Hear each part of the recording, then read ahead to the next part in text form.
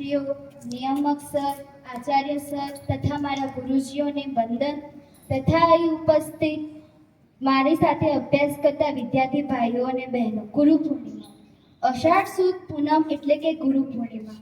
આ તહેવાર એ ગુરુજીઓનો તહેવાર છે. આ તહેવાર એ ગુરુ પૂજનનો તહેવાર છે.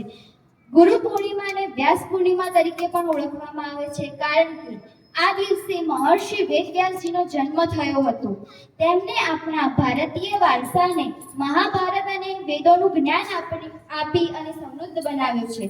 તેમની જન્મ જયંતિને આપણે વ્યાસ પૂર્ણિમા અથવા ગુરુ પૂર્ણિમા તરીકે ઉજવીએ છીએ.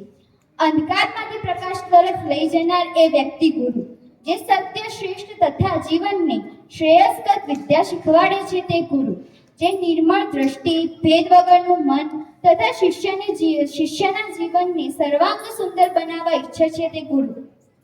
તેથી કહ્યું છે કે કોઈ વ્યક્તિ એ તમારો શત્રુ નથી કે કોઈ વ્યક્તિ એ તમારો મિત્ર નથી, પણ દરેક એ વ્યક્તિ તમારો ગુરુ છે કે જેની પાસે તમને કંઈક ને કંઈક નવું શીખવા મળ્યું છે.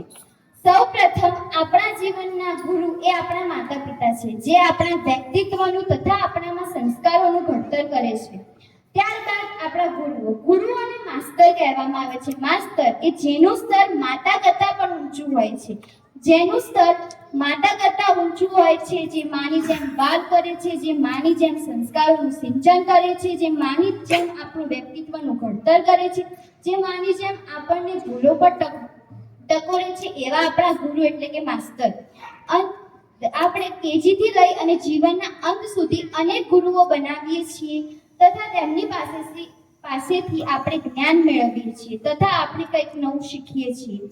એ દરેક ગુરુ આપણને દરેક તબક્કે ઉપયોગી થાય છે. ગુરુ એ વ્યક્તિ છે કે જે શિષ્યને પોતાની સફળતા સુધી પહોંચાડવામાં મદદ કરે છે.